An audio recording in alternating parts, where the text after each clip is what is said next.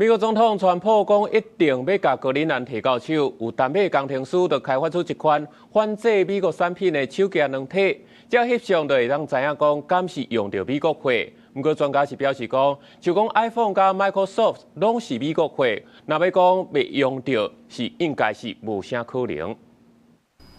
所超市的时阵，用手机扫一个，就当知影讲你买物件是对倒一个国家来。因为美国总统川普据特辩讲，不管是买也是其他的手段，一定要摕到丹麦自治领地格陵兰，和丹麦民众正受气，大家上过头抗击。有一位工程师就开发一种叫做 Medometer 的 App， 和消费者袂去买到美国的产品，共同抵制川普甲美国，和买菜买物件变做政治化。 这个 App 正紧就被去丹麦应用商店排行榜第1名。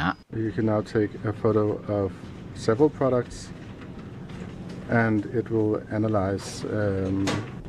Yeah, so here you can see that this is Coop that creates this, and for Sunderly it's Cool AS. So you can see which ones it has identified, which ones are safe, and which ones to avoid. You can say, I don't want US products, I want only made in the EU. 这个 App 伫2005年3月上架，一开始真侪人下载，不过尾啊使用率下降，规个热天只敢便是500张相片。不过伫川普的格陵兰言论出来了后，下载率阁创新高，3天就3万人次下载，分析7万多张产品的相片。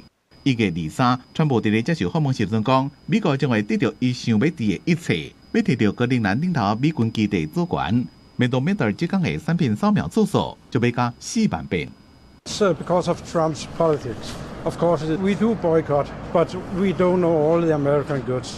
So it's mostly the well-known trademarks. I think it's because of Trump, which is of course a very unusual president. I don't think we should protest that way.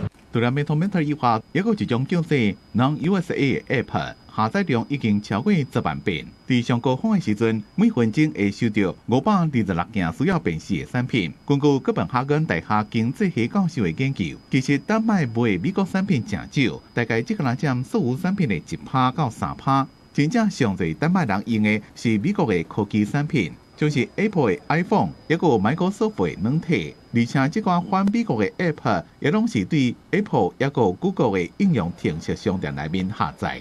公司新闻深入会编辑。